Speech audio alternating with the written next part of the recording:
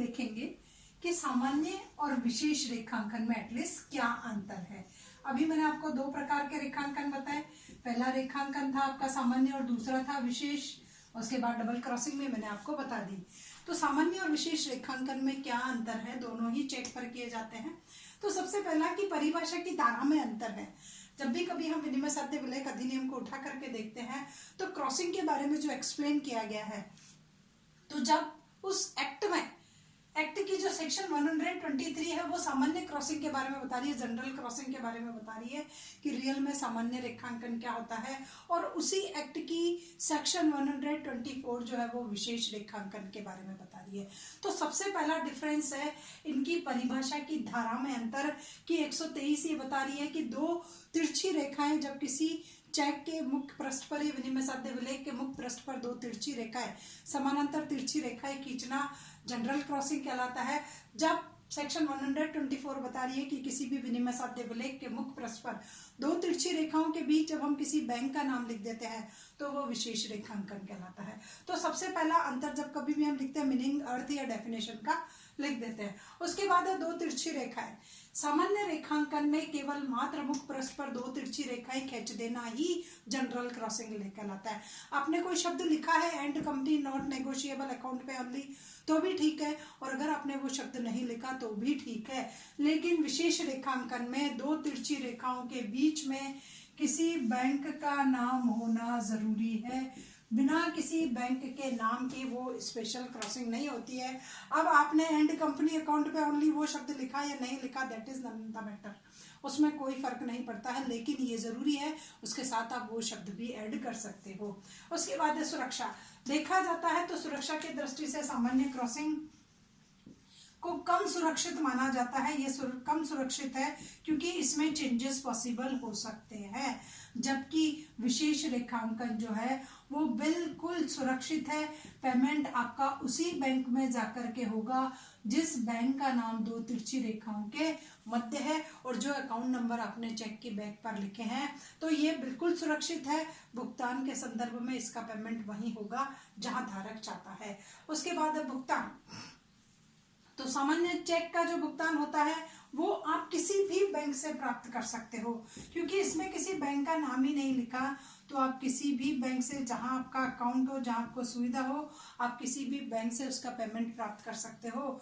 लेकिन special crossing में यह है कि भुगतान उसी बैंक के माध्यम से होगा जिस बैंक का इसमें नाम लिखा गया है। जो दो तिरछी रेखाएं आपने देखी है, भुगतान उसी बैंक के नाम से होगा जिस बैंक का नाम इन तिरछी रेखाओं के मध्य है। आप अन्य किसी बैंक से उसका पेमेंट प्राप्त नहीं कर सकते हो। तो यह भी डिफरेंस है भुगतान को लेकर के। उसके बाद है रेखांकन में परिवर्तन की विशेष इसको जो भी आपका सामान्य रेखांकन है, इस सामान्य रेखांकन को आप विशेष में परिवर्तित कर सकते हैं। आसानी से धारक ही इसमें परिवर्तन ला सकता है, लेकिन विशेष रेखांकन सामान्य रेखांकन में परिवर्तित नहीं हो सकता। धारक उसमें परिवर्तन नहीं कर सकता। उस विलेख के धारक को इसमें परिवर्तन करना संभव नहीं है। तो स्पेशल से जनरल में नहीं आ सकते, लेकिन जनरल से आप स्पेशल क्रॉसिंग की ओर जा सकते हो। तो एक अंतर और है।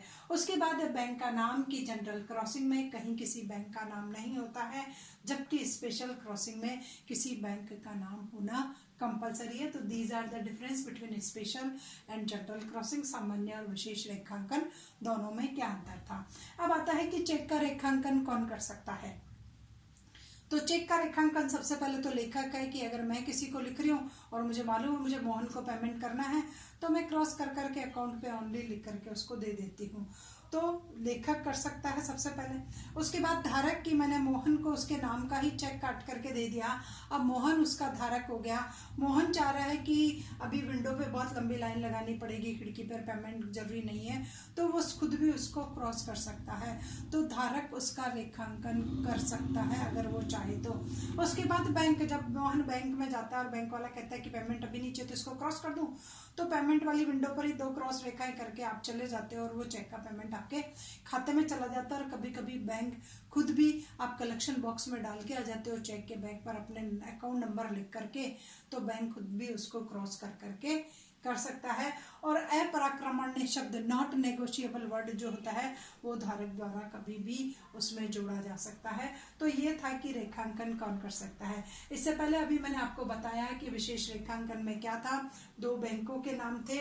2 बैंकों के नाम में मैंने आपको बताया कि यूको ने as an agent of BOP लिखा, तो यूको उसमें यह भी लिख सकता है only for the collection of payment, जो इससे पहले वाले लेक्चर में मैंने आपको बताया था स्पेशल को डबल में चेंज करना।